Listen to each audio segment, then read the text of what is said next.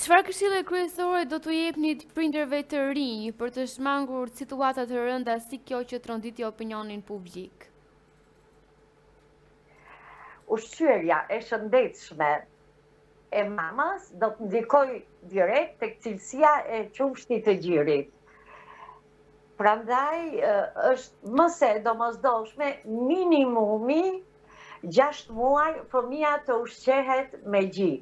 Aty merr të gjithë proteinat, yndyrnat, karbohidratet në atë raport që është e vlefshme për group motion që është duke u rritur pra.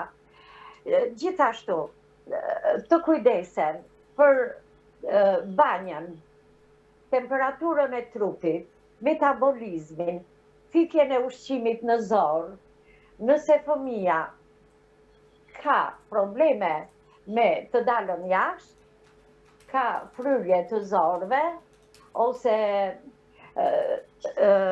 konstipacion, ose dalje më shpesh se 3 herë në 24 orë, duhet të këshillohet me mjekun e familjes në mënyrë që ta ndihmojë me probiotikët përkatës dhe të siguroj një rritje dhe zhvillim normal të fëmijës, kryesisht në peshë, por edhe në këto indikatore të tjerë, siç tham, ngjyra e lëkurës që lidhet me sasinë e hekurit.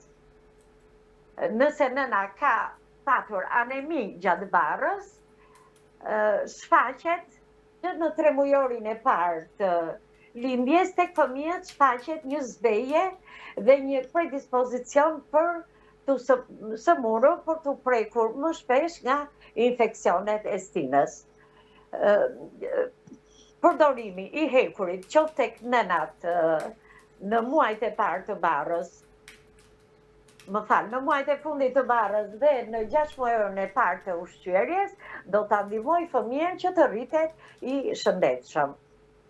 Por gjithmonë këto suplemente jepen me këshillimin e mjekut të familjes, i cili e ndjek në dinamik rritjen dhe zhvillimin e fëmijës.